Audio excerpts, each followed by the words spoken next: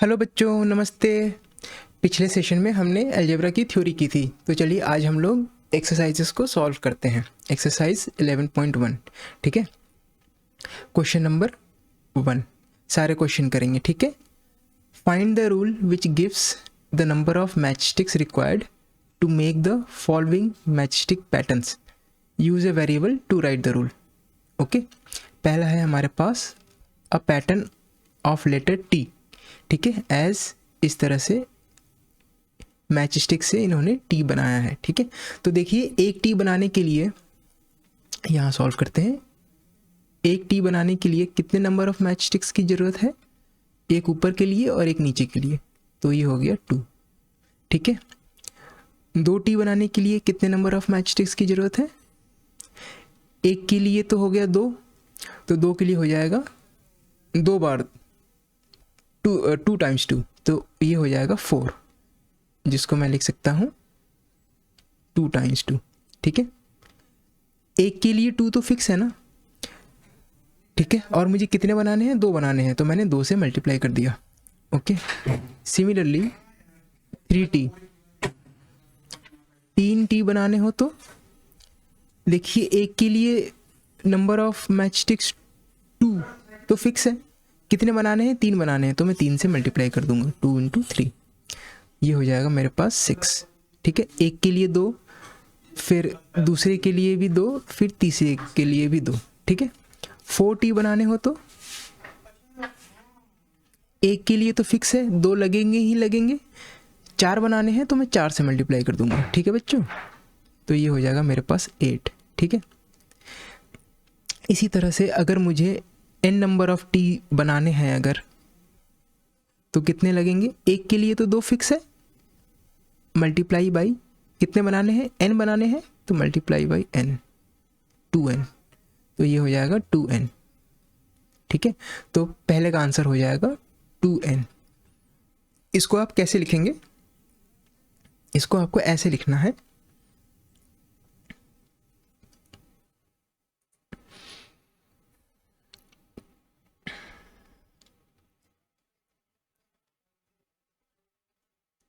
The number of match sticks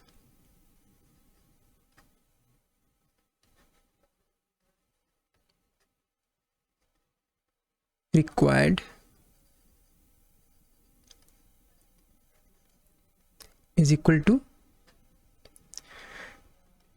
क्या answer आया था? 2n, ठीक है, is equal to 2n। Okay, where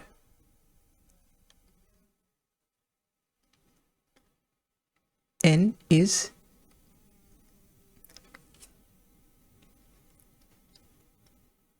n क्या है? The number of T's, the number of T's in the pattern, okay, comma, and n is equal to, n की value क्या होगी? अगर 1 टी बनाने हैं तो n की वैल्यू 1, 2 बनाने हैं तो n की वैल्यू 2, 3 बनाने हैं तो n की वैल्यू 3, 4 बनाने हैं तो n की वैल्यू 4, ठीक है, एंड सो ऑन, ठीक है। आपको इस तरह से पूरा लिखना है। The number of match sticks, ये s है, the number of match sticks required is equal to 2n, where n is the number of T's, and n की वैल्यू क्या हो सकती है? 1 2 3 4 एंड सो ऑन, ठीक है बच्चों। मूविंग ऑन, मैं इसको रब कर देता हूं।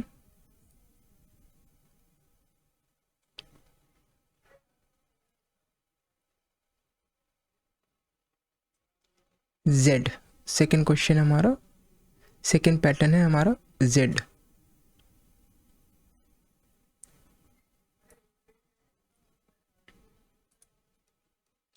ओके, तो देखिए, एक z में 1z, एक z में कितने नंबर ऑफ मैच स्टिक्स लगे हैं? एक ऊपर, एक डायगोनल और एक नीचे, 3 लगे हैं, तो 1z में 3। ओके, 2z में कितने लगेंगे? एक के लिए 3 तो फिक्स है, मुझे कितने बनाने हैं, 2 बनाने हैं, तो मैं इसको 2 से मल्टीप्लाई कर दूंगा। पहले वाले के लिए 3, दूसरे वाले के लिए 3, तो 3 इंटू 2 ये हो जाएगा मेरे पास 6। इसको मैं लिख देता हूँ 3 इंटू 1।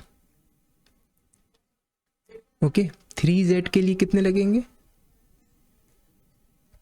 एक के लिए 3 तो फिक्स है, कितने बनाने हैं, 3 बनाने हैं, तो 3 into 3 9। Okay,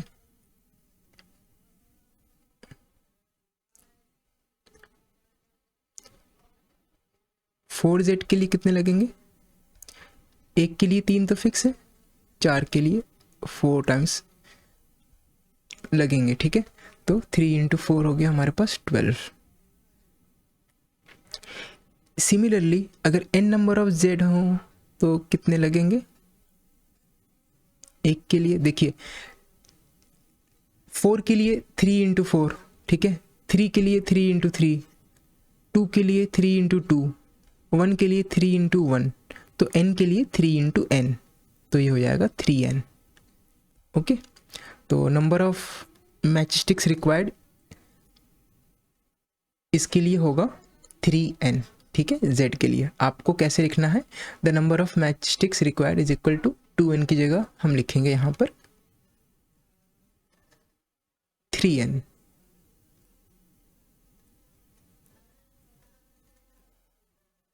okay, where n is the number of, t's नहीं आएगा यहाँ पर क्योंकि हम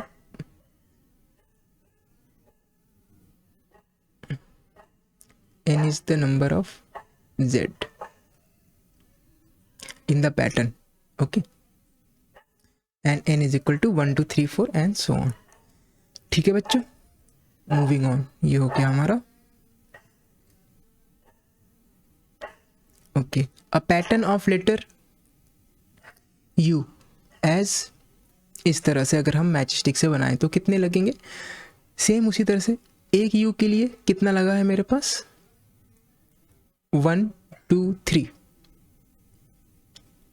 ठीक है, 2u के लिए कितना लगेगा, एक के लिए 3 तो लगेगा ही लगेगा, 2 के लिए हम 2 से मल्टीप्लाई कर देंगे, तो 3 इंटू 2 ये हो जाएगा मेरे पास 6। इसको मैं लिख देता हूँ 3 इंटू 1। ठीक है, 3u के लिए कितना लगेगा, एक के लिए 3 तो फिक्स है, 3 बनाने हैं तो मैं 3 से मल्टीप्लाई कर दूंगा, तो 3 इंटू 3 हो गया मेरे पास 9। ओके, सिमिलरली 4u के लिए कितना, एक के लिए 3 तो फिक्स है, मल्टीप्लाई बाई 4, तो 3 इंटू 4 हो गया मेरे पास 12। Similarly n number of u के लिए कितना लगेगा, देखिए 4 के लिए कितना लगा था 3 इंटू 4, 3 के लिए कितना लगा था 3 इंटू 3, 2 के लिए कितना लगा था 3 इंटू 2, तो 1 के लिए कितना लगा था 3 इंटू 1, तो n के लिए कितना लगेगा 3 इंटू n, तो ये हो जाएगा इसका भी 3n।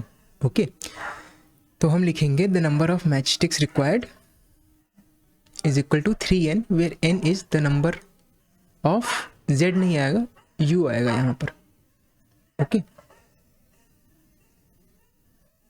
Where n is the number of u and n is equal to 1 2 3 4। ठीक है, n क्या बताता है, n बताता है कितने यूज हमें बनाने हैं, the number of u। Okay, 1 बनाने हैं तो 1, n की वैल्यू हो जाएगी, 2 बनाने हैं तो n की वैल्यू 2 हो जाएगी, एंड सो ऑन।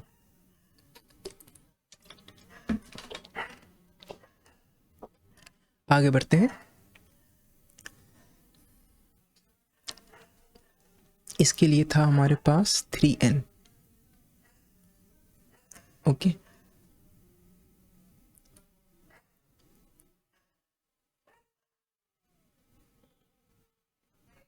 आप लोगों को समझ में आ रहा है, मेक श्योर आप लोग चैनल को सब्सक्राइब कर लें इस तरह के और कंटेंट देखने के लिए, और मेक श्योर आप अपने फ्रेंड्स को भी रिकमेंड करें चैनल, और वीडियो को ज़्यादा से ज़्यादा तक शेयर करें जिससे कि सभी बच्चों तक ये वीडियो पहुँचे।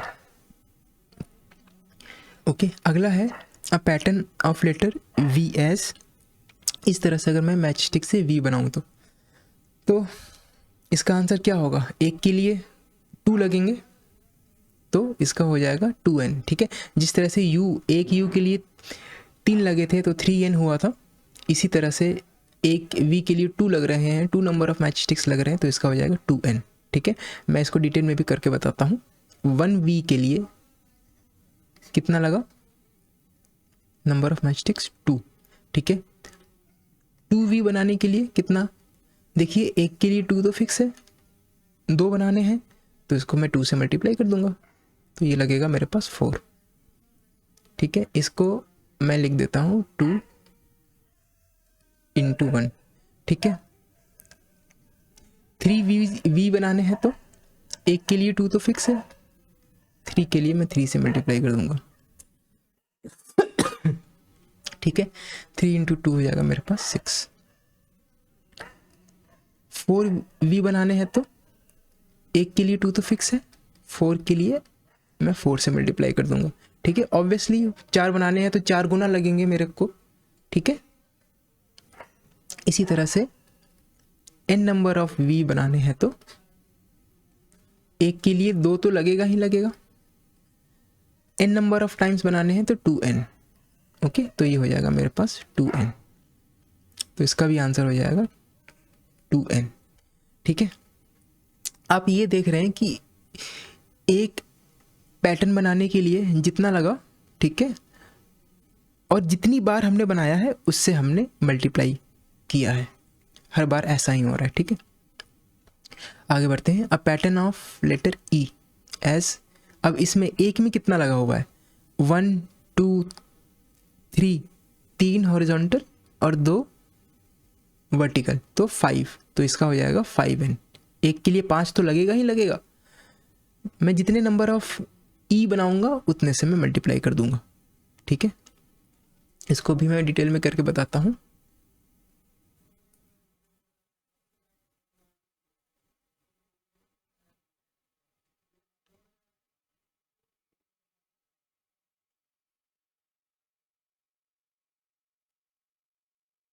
अच्छा मेरे बच्चों, मेक श्योर आप खुद भी इसको ना इसी तरह से आप क्वेश्चन को सॉल्व करके देखें। ठीक है, क्योंकि जब मैं सॉल्व कर रहा हूँ तो फिर ये मेरी प्रैक्टिस हो रही है, आपकी नहीं। तो ई के लिए 1e बनाने के लिए कितने नंबर ऑफ मैच स्टिक्स लगे हमारे पास, 5। ओके, 2e बनाने के लिए कितने लगेंगे मेरे पास, एक के लिए 5 तो लगा ही लगा, 2 बनाने हैं तो मैं 2 से मल्टीप्लाई कर दूंगा, डबल लगेंगे ना। 2 से मल्टीप्लाई करने का क्या मतलब है, डबल करना, तो क्योंकि 2 बनाने हैं तो जाहिर सी बात है double number of match sticks लगेंगे, तो ये लगेगा मेरे पास 10। इसको मैं लिख देता हूँ 5 × 1, करेक्ट। 3e, अगर 3 बनाने हैं तो एक के लिए 5 तो लगेगा ही लगेगा, 3 के लिए 5 × 3, तो ये हो गया मेरे पास 15। ओके, 4e बनाने हैं तो एक के लिए 5 तो लगेगा ही लगेगा, 4 बनाने हैं तो मैं 4 से मल्टीप्लाई कर दूंगा, तो ये हो जाएगा 5 × 4 20। इसी तरह से अगर मैं आगे बढ़ते जाऊं और n नंबर ऑफ e बनाने हैं तो एक के लिए 5 तो लगेगा ही लगेगा, n नंबर ऑफ e बनाने हैं तो देखिए 4 नंबर ऑफ e बनाने थे तो 5 × 4, 3 बनाने थे तो 5 × 3, 2 बनाने थे तो 5 × 2, 1 बनाना था तो 5 × 1, n बनाने हैं तो 5 × n। सिंपल है, इसका हो जाएगा 5n। ठीक है, इसी तरह से a pattern of letter S S, अब एक में कितना लगा है, 1 2 3, 3 हॉरिजॉन्टल और 2 वर्टिकल, इसका भी हो जाएगा 5। एक में लगा है 5, तो 2 में कितने लगेंगे, एक में 5 तो लगा ही लगा है, 2 में 5 × 2। ठीक है, यहाँ पर ई की जगह आ जाएगा एस। ओके, बाकी तरीका सेम रहेगा हमारा। ठीक है बच्चों, तो एक के लिए 1s के लिए 5, ठीक है, 2 के लिए कितना लगेगा, एक के लिए 5 तो लगेगा ही लगेगा, 2 के लिए मैं 2 से मल्टीप्लाई कर दूंगा। ठीक है, 3 के लिए कितना लगेगा, 1 के लिए 5 तो लगेगा ही लगेगा, 3 के लिए मैंने इसको 3 से मल्टीप्लाई कर दिया, 4 के लिए मैंने इसको 4 से मल्टीप्लाई कर दिया। n नंबर ऑफ s के लिए 1 के लिए 5 तो लगेगा ही लगेगा, n नंबर ऑफ s बनाने थे तो मैंने इसको 5 से मल्टीप्लाई कर दिया। ठीक है, इजी है। A pattern of letter a as इस तरह से। अब 1 2 दो हॉरिजॉन्टल हो गए, बाकी 1 2 3 4 हो गए वर्टिकल, तो 4 + 2 6, 1 के लिए 6 लगा है तो n नंबर ऑफ a के लिए 6n लगेंगे। ठीक है, चलिए इसको भी सॉल्व करके देखते हैं।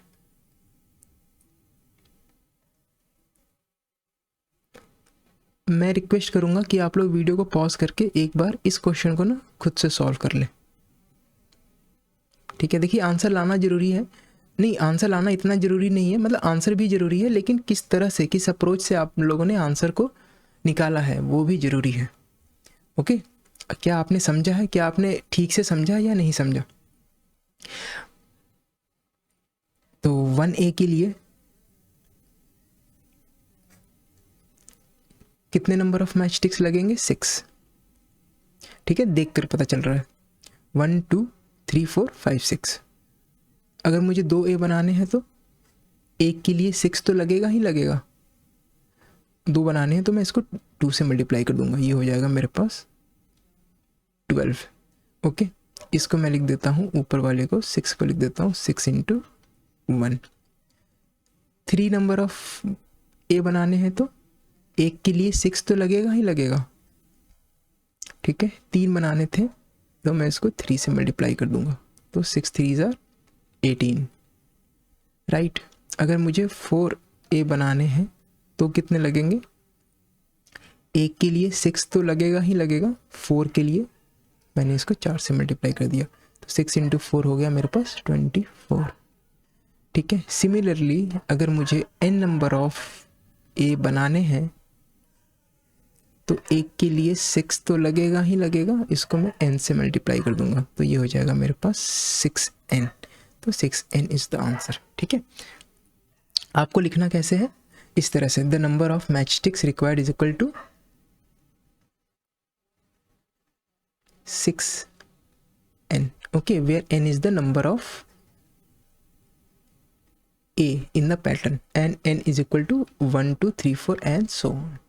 Okay, n क्या है? the number of A, जितने मुझे अल्फ़ाबेट बनाने थे उसका काउंट है। ठीक है, अगर मुझे 1 बनाने हैं तो n की वैल्यू 1, अगर मुझे 2 बनाने हैं तो n की वैल्यू 2, अगर मुझे 100 बनाने हैं तो n की वैल्यू 100।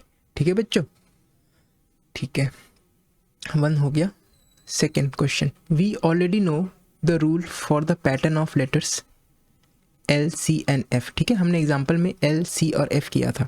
ठीक है, L के लिए कितने लगे थे? हमारे पास 2 लगे थे। C के लिए कितने लगे थे? 3 लगे थे। एक C के लिए, तो n नंबर ऑफ C के लिए 3n। ओके, L के लिए 2 लगे थे तो ये हो जाएगा 2n। F के लिए कितना लगा था? 1 2 3 4 लगा था तो शायद 4n। ठीक है, F ऐसे था ना, 1 2 3 4, तो 1 2 3 4। ओके, C के लिए 3 लगे थे, 1 2 3। ठीक है, L के लिए तो 2 लगे थे, 1 2। ठीक है, sum of the letters from question 1 given above give us the same rule as that given by L। ठीक है, मतलब कि L को बनाने के लिए जो हमने रूल निकाला था 2n, sum of the letters from question 1 में कुछ लेटर्स ऐसे हैं जो कि जिनका भी सेम रूल है, जो हमने L के लिए निकाला था सेम रूल उन्हीं का है, उनका भी है। विच आर दिस, वो लेटर्स कौन से हैं? ठीक है, वाई डज दिस हैपन? ठीक है, तो L को बनाने के लिए क्या रूल था? 2n। तो क्वेश्चन 1 में ऐसे कौन कौन से लेटर्स हैं जिनको बनाने में 2n हमें रूल लग रहा है? तो देखते हैं।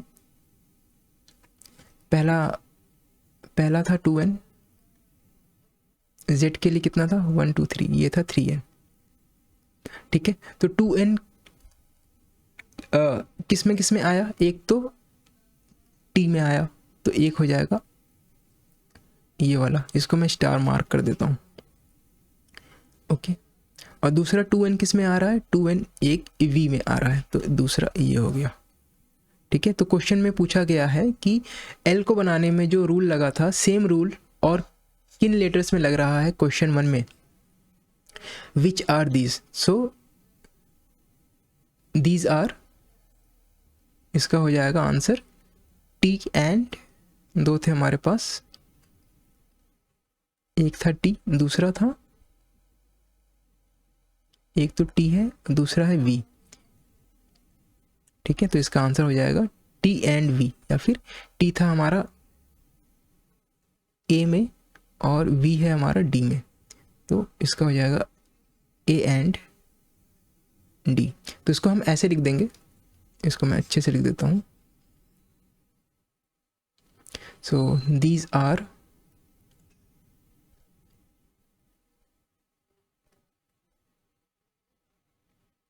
ठीक है, A T and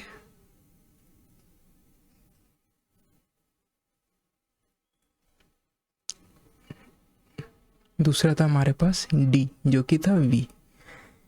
okay, why does this happen, ठीक है, ऐसा क्यों हुआ, वाई डज दिस हैपन, ऐसा क्यों हुआ। This happen because the number of matchsticks required for one letter okay is the same, इसीलिए ऐसा हुआ। ठीक है, इसका ये आंसर हो जाएगा। आगे बढ़ते हैं। Cadets are marching in a parade, there are 5 cadets in a row, एक रो में कितने हैं, 5। What is the rule which gives the number of cadets, ठीक है, given the number of rows. Okay, तो नंबर ऑफ कैडेट्स कितने हैं, हमें रूल बनाना है। अगर हमें नंबर ऑफ रोज दिया जाए तो use n for the number of rows. ठीक है, तो इसका देखते हैं।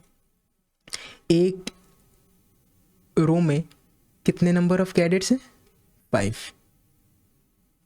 ठीक है, अगर 2 रोज हैं तो कितने नंबर ऑफ कैडेट्स होंगे, एक में तो 5 होगा ही होगा, 2 में कितने हो जाएंगे, मैं 2 से मल्टीप्लाई कर दूंगा, तो 5 इंटू 2 हो जाएगा मेरे पास 10। 3 में कितने होगा,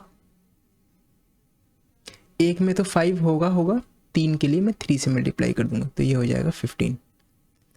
5 को मैं लिख देता हूँ 5 इंटू 1। ठीक है, 4 में कितना होगा, एक रो में कितने हैं, 5। अगर नंबर ऑफ रोज 4 हैं तो मैं 4 से इसको मल्टीप्लाई कर देता हूँ। ठीक है, तो ये हो जाएगा मेरे पास 20। ठीक है, अगर नंबर ऑफ रोज मेरे पास क्वेश्चन में दिया हुआ है n, use n for the number of rows, तो अगर मेरे पास नंबर ऑफ रोज n है तो एक रो में 5 तो होगा ही होगा। n नंबर ऑफ रोज के लिए देखिए, 4 नंबर ऑफ रोज के लिए मैंने 4 से मल्टीप्लाई किया था, 3 के लिए मैंने 3 से मल्टीप्लाई किया था, 2 के लिए मैंने 2 से मल्टीप्लाई किया था, 1 के लिए मैंने 1 से मल्टीप्लाई किया, तो n नंबर ऑफ रोज के लिए मैं इसको n से मल्टीप्लाई कर दूंगा। ओके, तो what is the rule which gives the number of cadets, तो रूल हो गया मेरे पास 5n। इसको मैं कैसे लिखूंगा, इसको मैं ऐसे लिखूंगा,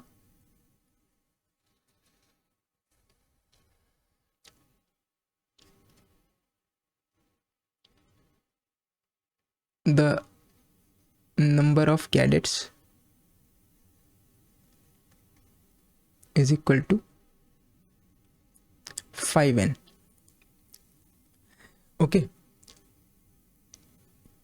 और ये 5n कहाँ से आया, इसको मैं और ज़्यादा डिटेल में लिख देता हूँ। 5n आखिर मेरा आया कहाँ से, the number of cadets is equal to,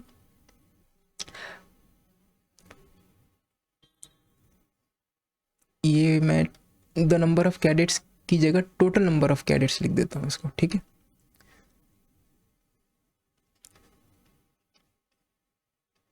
total number of cadets is equal to number of cadets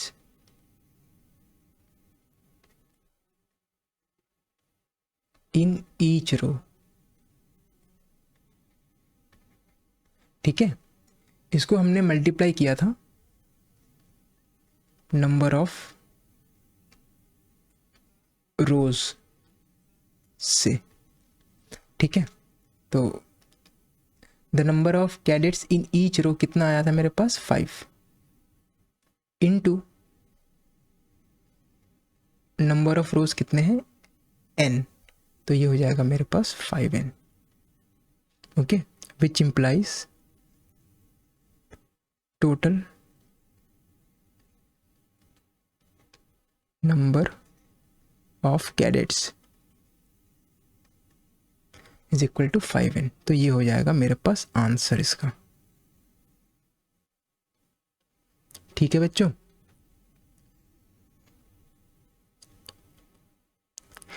in each में कितना है, multiply by total number of rows कितने हैं, तो हमारे पास टोटल नंबर ऑफ कैडेट्स हमारे पास इस तरह से आ जाएंगे, ठीक है।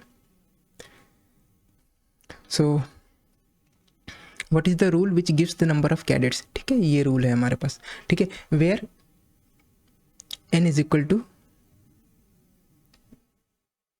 ये लिखना जरूरी है, where n is equal to number of rose,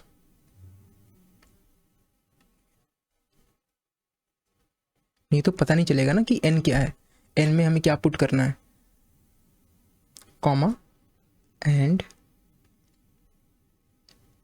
n is equal to, n की वैल्यू क्या क्या हो सकती है हमें वो भी लिखना पड़ता है, 1 2 3 4 एंड सो ऑन, ठीक है बच्चों। मूविंग ऑन, क्वेश्चन 3 हो गया। क्वेश्चन नंबर 4 देखते हैं। If there are 50 mangoes in a box, अगर एक बॉक्स में 50 मैंगोज हैं, ठीक है, तो ईच बॉक्स में कितने हो गए, 50 हो गए। How will you write the total number of mangoes in terms of the number of boxes, ठीक है, use b for the number of boxes. कहने का मतलब है कि एक बॉक्स में अगर 50 मैंगोज हैं तो हमें एक रूल बनाना है जो ये बताएगा टोटल नंबर ऑफ मैंगोजेस कितने हैं अगर मेरे पास नंबर ऑफ बॉक्सेस दिए गए हैं तो, ठीक है। Use b for the number of boxes, number of boxes के लिए हम बी का यूज करेंगे, ठीक है। तो इसका भी बिल्कुल इसी तरह से होगा।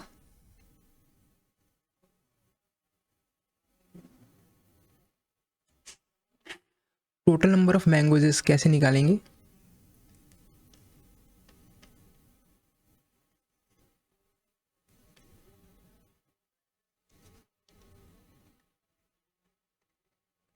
Okay, number of mangoes in each box, each में कितना है,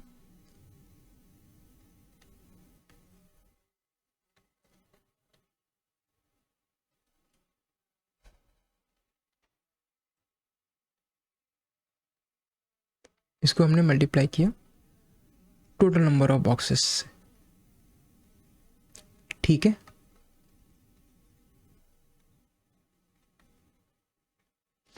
तो ये हो जाएगा मेरे पास number of mangoes in each box कितना था 50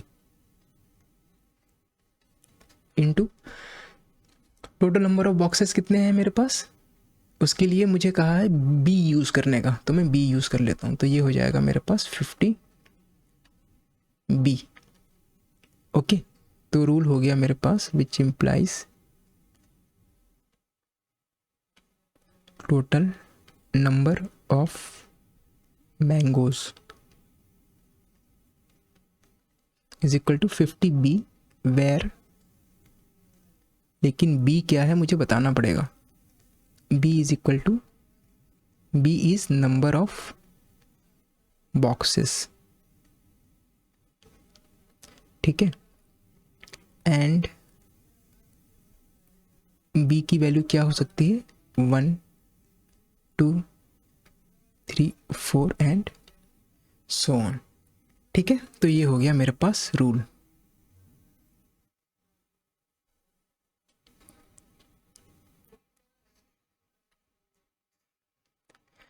ठीक है। अच्छा मेरे बच्चों, एक बॉक्स में कितने मैंगोज हैं, 50 मैंगोज है ना, एक बॉक्स में, ये मेरे पास बॉक्स है, ठीक है, तो एक बॉक्स में कितने मैंगोज हैं मेरे पास? 50 मैंगोज हैं, करेक्ट।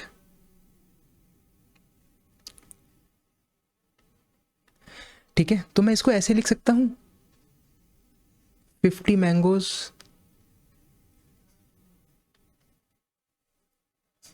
पर बॉक्स। ठीक है, पर बॉक्स का क्या मतलब है? एक बॉक्स में कितने मैंगोज है उसकी बात हो रही है। ठीक है, 50 मैंगोज इन ईच बॉक्स को मैं ऐसे लिख सकता हूँ ना, 50 मैंगोज पर बॉक्स। ठीक है, तो मुझे नंबर ऑफ बॉक्सेस कितने दिए हैं?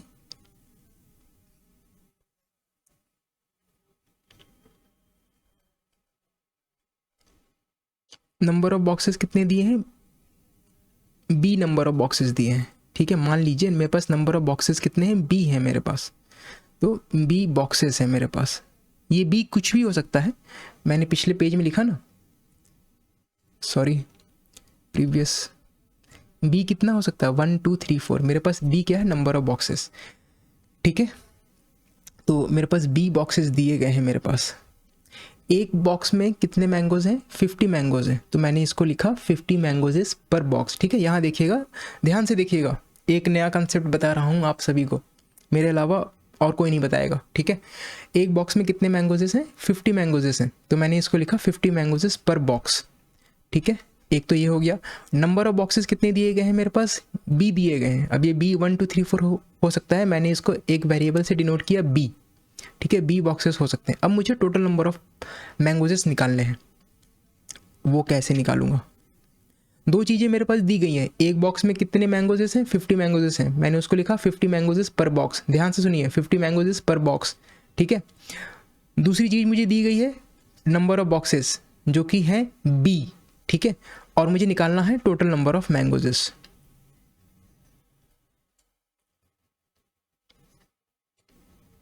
ठीक है, तो एक तरफ मेरे पास 50 मैंगोजेस पर बॉक्स दिया गया है, ये एक चीज़ है। दूसरी तरफ मेरे पास बी बॉक्सेस दिए गए हैं।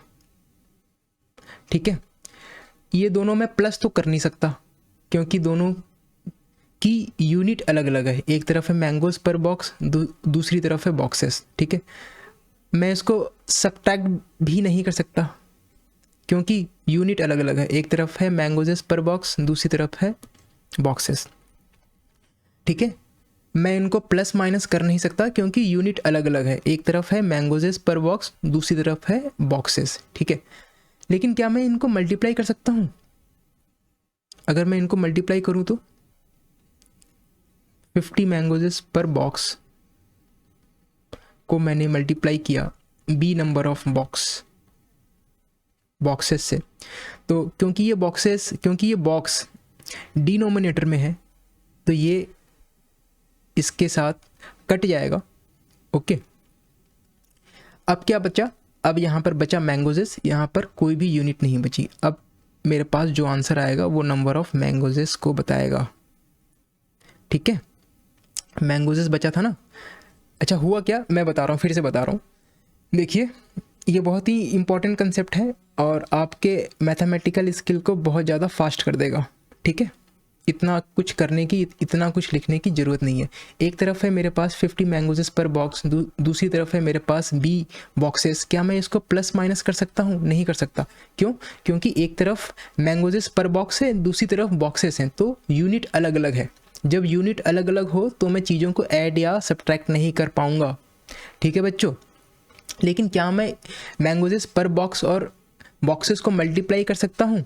देखिए, मल्टीप्लिकेशन का एक रूल होता है, ठीक है, कि जब डिनोमिनेटर में और दूसरे टर्म के न्यूमरेटर में सेम यूनिट है तो फिर वो यूनिट हम काट देते हैं।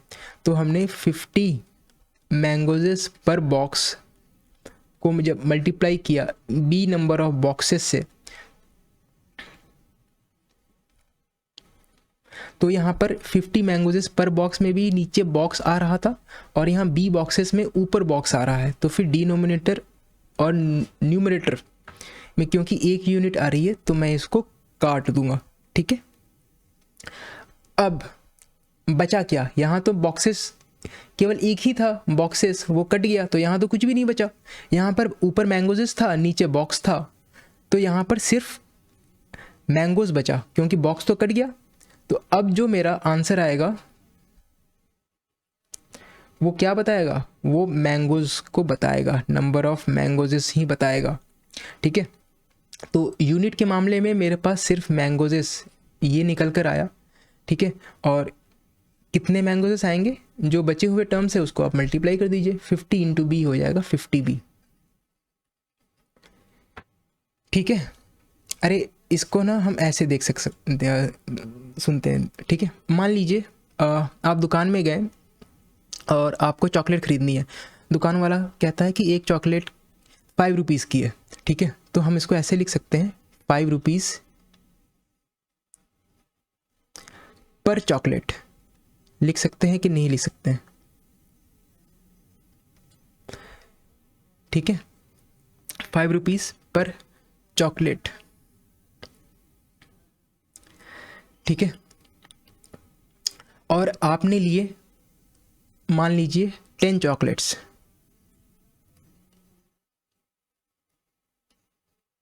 वैसे चॉकलेट्स इतने सारे नहीं खानी चाहिए, लेकिन क्वेश्चन सॉल्व करने के लिए मैं बता देता हूँ। मान लीजिए एक चॉकलेट की रेट है 5 रुपीज़। ठीक है, तो मैंने उसको लिखा 5 रुपीज़ पर चॉकलेट, और आपने लिए 10 चॉकलेट्स। तो मुझे टोटल नंबर ऑफ रुपीज़ निकालना है, कितने रुपए मुझे दुकान वाले को देने होंगे। तो टोटल कॉस्ट या फिर टोटल रुपीज़ मुझे निकालना है। ठीक है, अब एक तरफ है मेरे पास 5 रुपीज़ पर चॉकलेट, दूसरी तरफ है मेरे पास 10 चॉकलेट। क्या मैं इसको प्लस माइनस कर सकता हूँ? नहीं कर सकता, क्योंकि मेरे पास यूनिट अलग अलग है। एक तरफ है रुपीज़ पर चॉकलेट, दूसरी तरफ है चॉकलेट, तो प्लस माइनस नहीं होगा।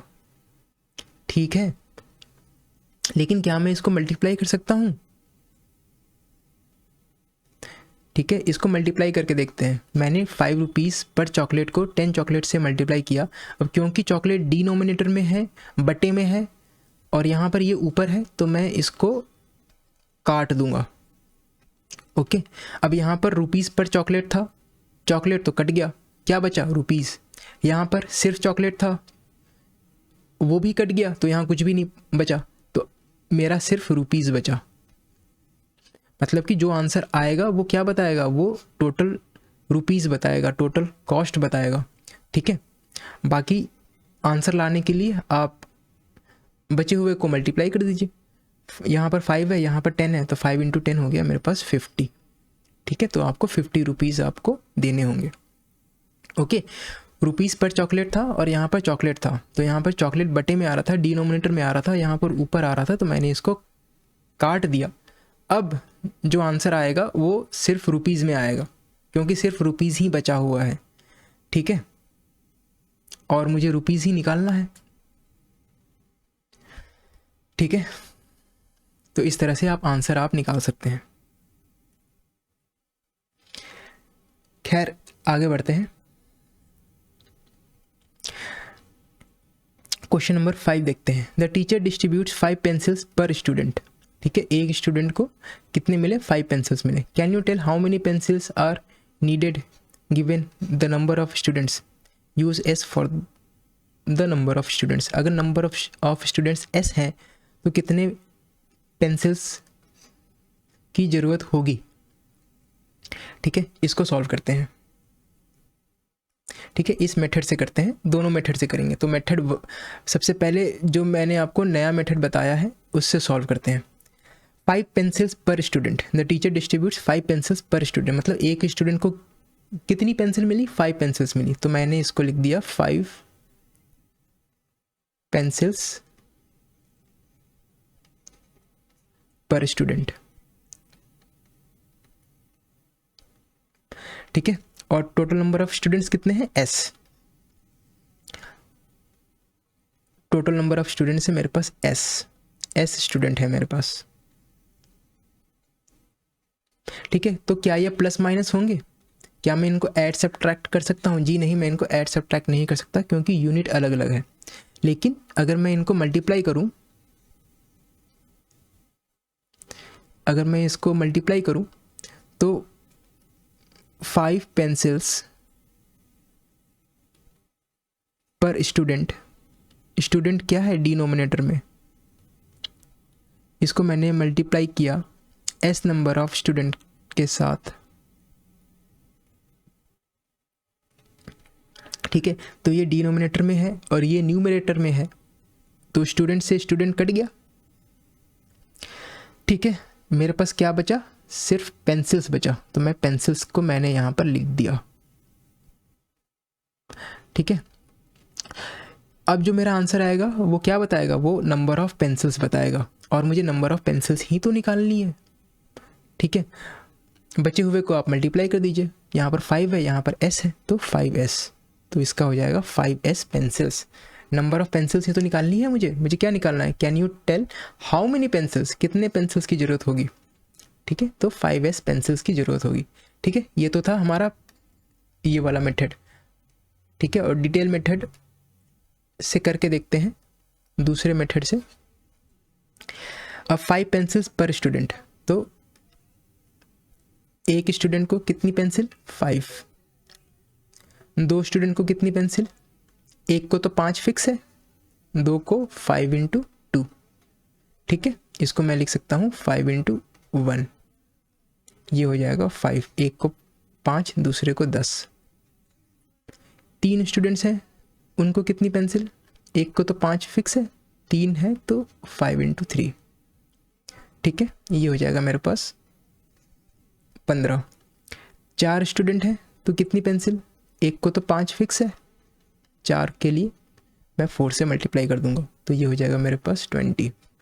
इसी तरह से नंबर ऑफ स्टूडेंट्स अगर मेरे पास s हैं तो कितने नंबर ऑफ पेंसिल्स, एक के लिए 5 तो फिक्स है, मैं इसको मल्टीप्लाई कर दूंगा, कितने नंबर ऑफ स्टूडेंट्स हैं, s है, तो s से मैंने इसको मल्टीप्लाई कर दिया, तो ये हो जाएगा मेरे पास 5s, ठीक है। Where s is equal to number of students, and s की वैल्यू क्या हो सकती है, s is equal to number of students,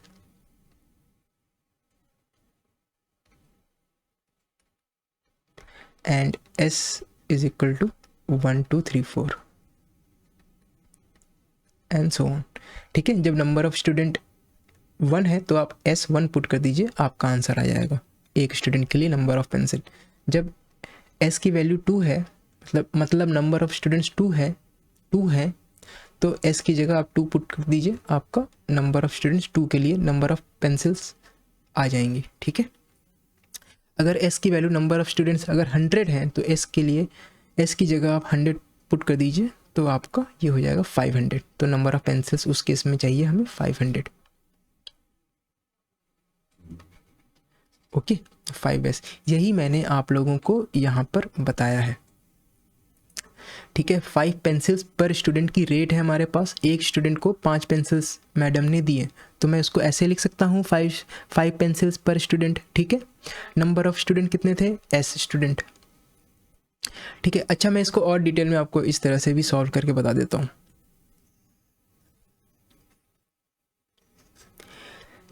एक स्टूडेंट के लिए देखते हैं, ठीक है। मेरे पास है 5 पेंसिल पर स्टूडेंट, ठीक है।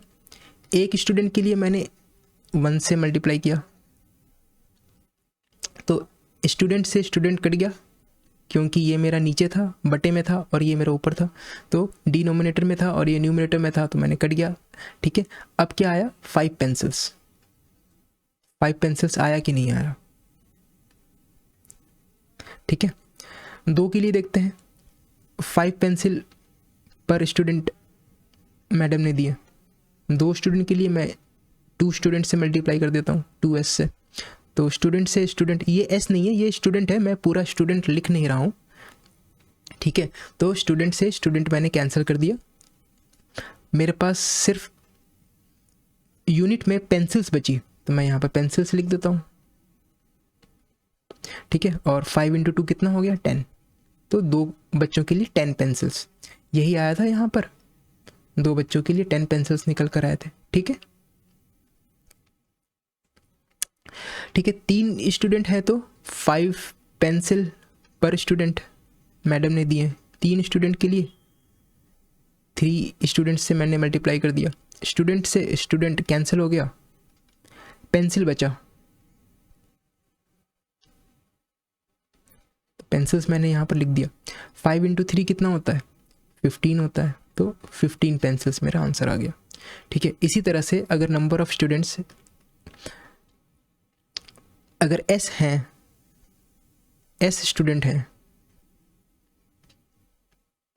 ठीक है, तो 5 पेंसिल पर स्टूडेंट मैडम ने दिए, तो स्टूडेंट से स्टूडेंट कैंसिल कर देता हूँ, पेंसिल रह गया, तो पेंसिल को मैं जो रह गया यूनिट रह गई मैंने उसको यहाँ पर लिख दी।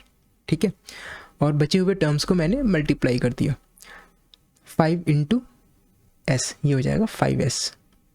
तो 5S स्टूडेंट्स के लिए नंबर ऑफ पेंसिल्स हो गए मेरे पास, sorry S number of students के लिए नंबर ऑफ पेंसिल हो गए मेरे पास 5S। ठीक है बच्चों, तो इस तरह से भी आप कर सकते हैं, ये एक तरीका मैंने आपको बताया, नहीं तो ये तरीका तो है ही सॉल्व करने का। ठीक है, आगे बढ़ते हैं। A bird flies 1 kilometre in 1 minute. ठीक है, नेक्स्ट मतलब कि 1 मिनट में कितने किलोमीटर वो फ्लाई करती है? 1 किलोमीटर, तो मैंने इसको ऐसे लिखा। ठीक है, can you express the distance covered by the bird in terms of its flying time in minutes? Use T for flying time in minutes. ठीक है, तो हमें डिस्टेंस बताना है। ठीक है, in terms of its flying time in minutes. ठीक है, तो 1 मिनट में 1 किलोमीटर, सिमिलरली 2 मिनट में कितना करेगी वो? ठीक है, तो 1 किलोमीटर तो उसका 1 मिनट में फिक्स है, 2 मिनट के लिए मैं इसको 2 से मल्टीप्लाई कर दूंगा। ठीक है, 3 मिनट में कितना होगा? 1 किलोमीटर तो 1 मिनट में फिक्स है, 3 मिनट के लिए मैं इसको 3 से मल्टीप्लाई कर दूंगा। इसी तरह से ठीक है, फ्लाइंग टाइम मतलब कि कितने मिनट्स उसने फ्लाई किया। ठीक है, इसी तरह से टी मिनट्स के लिए अगर नंबर ऑफ मिनट्स मेरे पास टी है, ठीक है, मुझे टी यूज करने को कहा गया है ना, तो टी मिनट में 1 मिनट के लिए तो उसका 1 किलोमीटर फिक्स है, टी मिनट्स के लिए मैं उसको टी से मल्टीप्लाई कर दूंगा, तो ये हो जाएगा। अब 1 से किसी चीज़ को मल्टीप्लाई करते हैं तो फिर वो तो चीज़ वैसी ही रहती है, तो ये हो जाएगा मेरे पास 1 इंटू टी हो जाएगा, सिर्फ टी। ठीक है, टी किलोमीटर, तो फ्लाइंग टाइम टी क्या था मेरे पास? Flying time in minutes.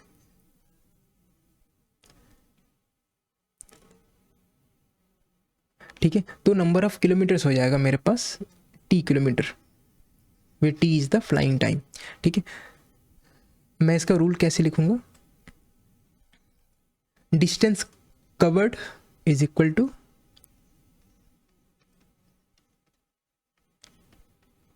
Distance covered is equal to T kilometre, where T is equal to flying time in minutes. T क्या है? फ्लाइंग टाइम है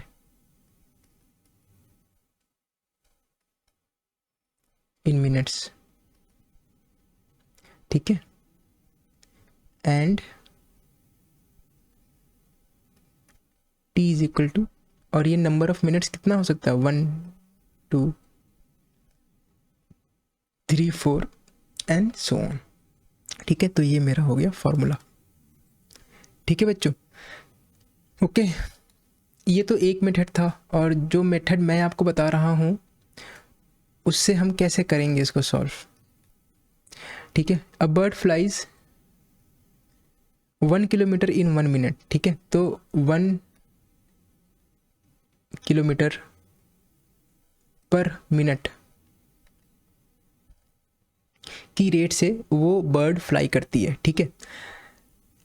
अगर मैं इसको 1 मिनट के साथ मल्टीप्लाई करूं तो 1 मिनट में उसने कितना किलोमीटर फ्लाई किया वो मेरे पास निकल कर आ जाएगा। मिनट से मिनट गया, कितना हुआ मेरे पास 1 किलोमीटर बच गया बस, ठीक है। इसी तरह से 1 किलोमीटर पर मिनट में वो फ्लाई करती है। 2 मिनट में कितना फ्लाई करेगी, मैंने इसको 2 मिनट से मल्टीप्लाई किया तो मिनट से मिनट कैंसिल हो गया, जो बचा मेरे पास वो किलोमीटर बच गया। मल्टीप्लाई करते हैं 1 × 2 हो जाएगा 2 किलोमीटर, ठीक है। इसी तरह से 3 मिनट के लिए 1 किलोमीटर पर मिनट की रेट है मेरे पास, इसको मैंने 3 मिनट से मल्टीप्लाई किया तो मिनट से मिनट कैंसिल हो गया, बचा कितना 1 किलोमीटर × 3 हो जाएगा 3 किलोमीटर, ठीक है। यही आंसर आ रहा था मेरा पहले भी। 1 किलोमीटर 2 मिनट के लिए 2 किलोमीटर, 3 मिनट के लिए 3 किलोमीटर, ठीक है, वही आ रहा था मेरे पास भी। इसी तरह से अगर मैं आगे बढ़ूं तो 1 किलोमीटर पर मिनट ये तो मेरा फिक्स है, ठीक है। अब मेरे पास t मिनट्स हैं मान लीजिए, ओके। तो अब नंबर ऑफ किलोमीटर कितना आएगा, मिनट से मिनट कैंसिल, ठीक है, बच गया 1 किलोमीटर × t, तो 1 × t हो जाएगा सिर्फ t, रह गया किलोमीटर, t किलोमीटर, ठीक है। तो ये मेरा हो गया डिस्टेंस कवर्ड। किलोमीटर क्या बताता है, डिस्टेंस कवर्ड, ओके। तो distance covered is equal to t kilometre, ये आपका रूल निकल कर आ गया। Distance covered is equal to t kilometre, where t is equal to flying time in minutes and t is equal to 1 2 3 4, ठीक है बच्चों। ये तरीका भी अच्छा है और जो पहले वाला तरीका है ये भी अच्छा है, ठीक है। जो आपको समझ में आया आप उसको यूज कर लीजिए, ओके। मूविंग ऑन, ठीक है। क्वेश्चन नंबर 7 देखते हैं। Radha is drawing a dot rangoli, okay, a beautiful pattern of lines joining dots with chalk powder, ठीक है। वो रंगोली बना रही है। She has 9 dots in a row, एक रो में कितने डॉट्स हैं 9, 1 2 3 4 5 6 7 8 9, ठीक है। तो मेरे पास 9 डॉट्स एक रो में है, तो मैं इसको ऐसे लिख सकता हूँ 9 डॉट्स पर रो, लिख सकता हूँ ना 9 डॉट्स पर रो, एक रो में 9 डॉट्स है तो मैं इसको लिख सकता हूँ 9 डॉट्स पर रो, ठीक है।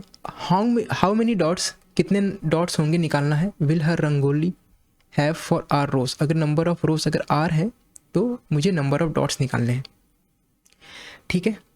तो चलिए इसको सॉल्व करते हैं। 9 डॉट्स एक रो में है, ठीक है। तो पहले मेथड से सॉल्व करते हैं। एक रो में कितने डॉट्स हैं 9, ठीक है। 2 रो में कितने हो जाएंगे, देखिए एक रो में 9 तो फिक्स है, 2 रो में तो मैं इसको 2 से मल्टीप्लाई कर दूंगा तो ये मेरे पास हो जाएंगे 18, ठीक है। इसको मैं 1 से मल्टीप्लाई कर देता हूँ तो ये हो गया 9, ठीक है। अगर मेरे पास 3 रो हैं तो देखिए एक रो में 9 तो फिक्स है, इसको मैंने 3 से मल्टीप्लाई कर दिया तो ये हो गया मेरे पास, हो जाएगा मेरे पास 27, ठीक है। 4 रो में कितने डॉट्स होंगे, एक रो में 9 है ये तो फिक्स है, 4 के लिए मैंने इसको 4 से मल्टीप्लाई कर दिया तो ये हो गया मेरे पास 36, ठीक है। इसी तरह से नंबर ऑफ रोज कितने दिए हैं, आर दिए गए हैं, हाँ आर। इसी तरह से अगर मेरे पास नंबर ऑफ रोज आर है तो एक रो में 9 तो फिक्स है, मैंने इसको आर से मल्टीप्लाई किया तो ये हो गया मेरे पास 9R, ठीक है। 9R डॉट्स हैं मेरे पास total, where R is equal to, ये लिखना जरूरी है, where R is equal to number of rows. ये 9R तो डॉट्स, नंबर ऑफ डॉट्स का काउंट है ना, नंबर ऑफ डॉट्स बता रहा है। Where R is equal to number of rows, ठीक है। एंड नंबर ऑफ रोज कितने हो सकते हैं 1 2 3 4 एंड सो ऑन, ठीक है। अब क्वेश्चन में आगे पूछता है how many dots are there if there are 8 rows. ठीक है, अगर 8 रोज हैं तो फिर नंबर ऑफ डॉट्स कितने होंगे। ठीक है, देखिए नंबर ऑफ डॉट्स कितने हैं, 9 R, where R is number of rows. तो मेरे पास, मैं यहाँ लिख देता हूँ, कहाँ लिखूँ, यहाँ लिख देता हूँ मैं।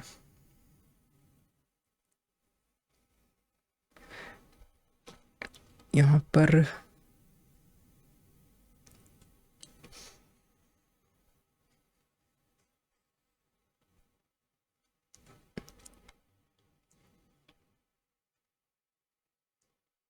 आर रो के लिए था 9 into R is equal to 9 R. ठीक है, तो number of dots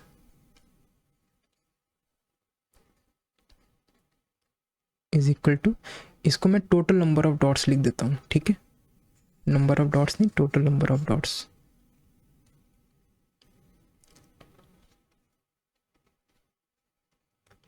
total number of dots is equal to 9R।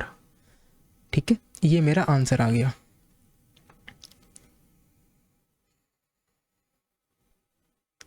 ठीक है बच्चों, ठीक है, total number of dots is equal to 9R, where R हो गया हमारे पास number of rows, and number of rows कितना हो सकता है, 1 2 3 4 एंड सो ऑन।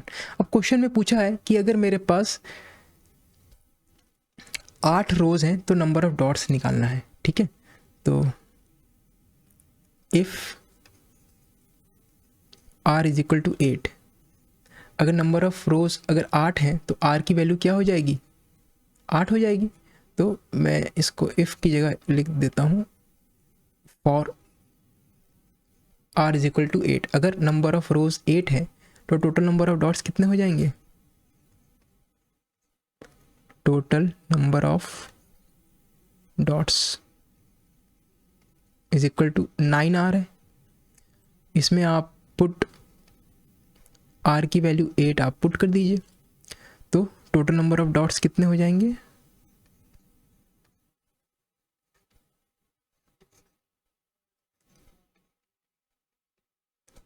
9 इंटू 8। ठीक है, और 9 इंटू 8 कितना होता है, 72 डॉट्स।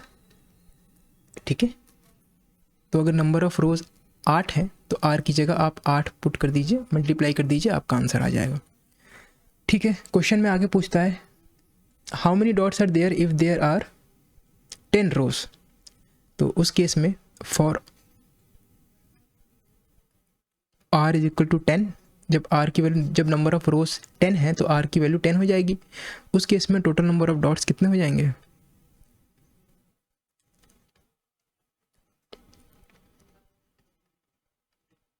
9R है तो 9 इंटू 10, तो ये हो जाएगा 90 डॉट्स।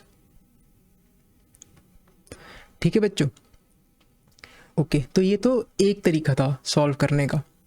इसको हम अब दूसरे तरीके से करते हैं, अपना सेकेंड मेथड। ठीक है, अब 9 डॉट्स हैं एक रो में, तो मैं इसको लिख सकता हूं 9 डॉट्स पर रो। ठीक है, अगर मैं एक रो की बात करूं तो एक रो से मल्टीप्लाई अगर मैं करता हूं इसको, तो रो से रो कट गया। ठीक है, क्या बचा, डॉट्स बचा। 9 डॉट्स को 1 से मल्टीप्लाई कीजिए, आपका आ जाएगा 9 डॉट्स। ठीक है, 9 डॉट्स एक रो में तो है ही, तो मैंने इसको लिखा 9 डॉट्स पर रो। अगर नंबर ऑफ रोज 2 है मेरे पास तो मैं 2 रो से मल्टीप्लाई कर देता हूँ, तो रो से रो कट गया। अब बचा 9 इंटू 2 18, बच गया सिर्फ डॉट्स, तो 18 डॉट्स। ठीक है, 9 डॉट्स पर रो तो है ही मेरे पास, इसको मैंने मल्टीप्लाई किया। नंबर ऑफ रोज अगर 3 है तो 3 से मल्टीप्लाई करते हैं, 3 रोज से, तो रो से रो कट गया। ठीक है, क्या बचा, सिर्फ डॉट्स बचा, तो 9 डॉट्स इंटू 3 तो 27 डॉट्स। ठीक है, इसी तरह से 9 डॉट्स पर रो तो है ही मेरे पास, इसको मैंने मल्टीप्लाई किया। अगर नंबर ऑफ रोज आर हैं, अगर आर रोज, तो रो से रो कट गया, अब बच गया 9R, 9R डॉट्स। ठीक है, यही हमारा आंसर आया था number of dots, total number of dots के लिए। ठीक है, टोटल नंबर ऑफ डॉट्स है हमारे पास 9R dots, where R is number of rows, जहाँ R क्या है, नंबर ऑफ रोज है, और R की वैल्यू क्या हो सकती है, 1 2 3 4 5 6 7 8 एंड सो ऑन। ठीक है, यही आया था मेरा यहाँ पर भी। ठीक है बच्चों, okay, moving on, question number 7। Question number 8 देखते हैं। Leela is Radha's younger sister. Leela is 4 years younger than Radha. ठीक है, तो 2 सिस्टर हैं, लीला और राधा, जिसमें लीला है यंगर सिस्टर। तो मैं एक फिगर बना देता हूँ, ये है लीला और ये है उसकी बड़ी सिस्टर राधा। ठीक है, Leela is Radha's younger sister, Leela is 4 years younger than Radha. तो ये लीला है और ये राधा है। ये इतना मोटा कैसे हो गया, लीला 4 साल छोटी है राधा से। ठीक है, तो मैंने इसको -4 लिख दिया है।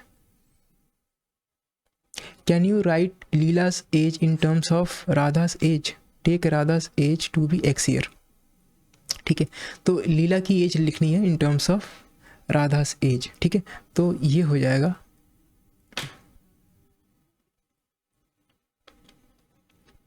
लीलाज एज, ठीक है, is equal to Radha's as, जो राधा की एज है उससे 4 साल कम। ठीक है, -4। ठीक है, और राधा की एज हमें क्वेश्चन में क्या लेने को कहा है, x years, तो x, तो ये हो जाएगा x -4 years। ठीक है, लीलास एज। ठीक है, अब क्योंकि एज तो हमारा ईयर्स में होता है ना, तो हमने यहाँ पर ईयर्स लिख दिया है। ठीक है, तो लीलास एज हो गई हमारे पास x -4 years, where x is equal to Radha's age. ठीक है बच्चों,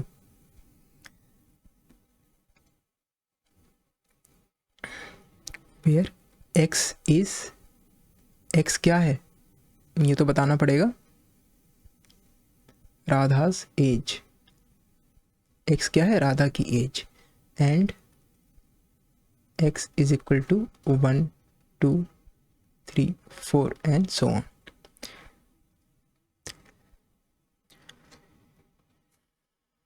आगे बढ़ते हैं, question number 9। Mother has made laddus. ठीक है, she gives some laddus to guests and family members. ठीक है, उन्होंने कुछ लड्डू बनाए थे और वो फैमिली मेम्बर्स और गेस्ट आए थे, जो मेहमान आए थे, उन्हें दिए। स्टिल 5 लड्डूस रिमेन,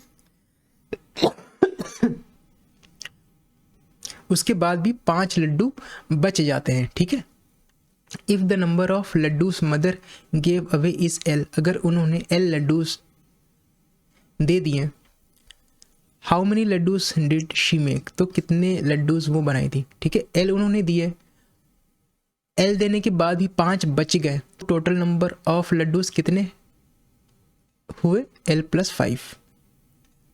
ठीक है, L + 5 लड्डूस। ठीक है बच्चों, moving on, question number 10। Oranges are to be transferred from larger boxes into smaller boxes. When a large box is emptied, the oranges from it fill 2 smaller boxes and still 10 oranges remain outside. ठीक है, कहने का मतलब ये है कि हम oranges को ट्रांसफ़र कर रहे हैं, एक लार्ज बॉक्स है,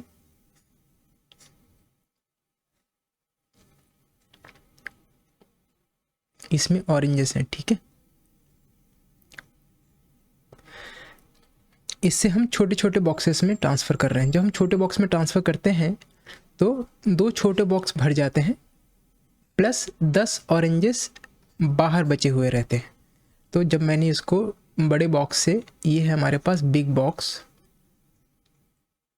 यहाँ से जब मैंने ऑरेंजेस मैंने छोटे बॉक्स में डाले तो 2 छोटे बॉक्सेस मेरे भर गए। ये 2 छोटे बॉक्सेस मेरे भर जाते हैं।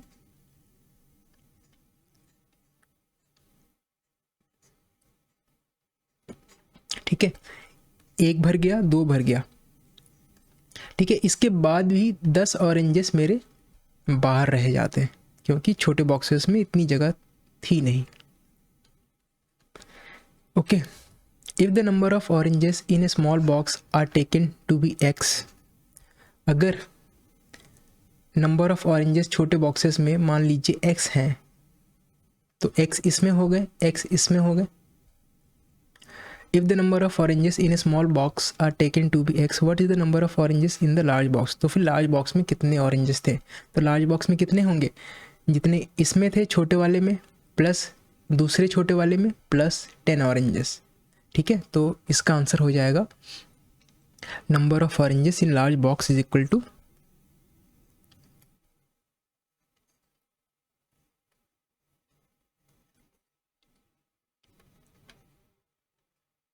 इन large box is equal to छोटे वाले में x प्लस दूसरे छोटे वाले का x प्लस 10। ठीक है, is equal to x plus x होता है हमारे पास 2x। ठीक है, प्लस 10, तो 2x प्लस 10 ऑरेंजेस हो गया इसका आंसर। ठीक है बच्चों,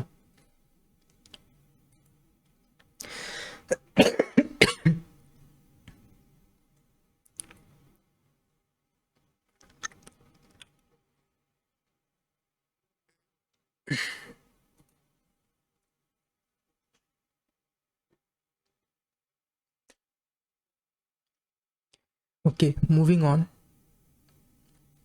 look at the following matchstick pattern of squares. ठीक है, आप इन स्क्वायर्स के पैटर्न को देखिए। The squares are not separate, 2 neighbouring squares have a common matchstick, 2 neighbouring जो स्क्वायर्स हैं उनके लिए एक कॉमन मैचस्टिक्स है बीच में, ये वाला। Observe the pattern and find the rule that gives the number of matchsticks. ठीक है, तो इसके लिए हमें रूल बनाना है in terms of the number of squares. ठीक है, in terms of number of squares. Hint, यहाँ पर इन्होंने एक हिंट दिया है, if you remove the vertical stick at the end you will get a pattern of Cs. ठीक है, अगर आप लास्ट वाले हर स्क्वायर हर पैटर्न में से लास्ट वाले स्टिक को हटा देंगे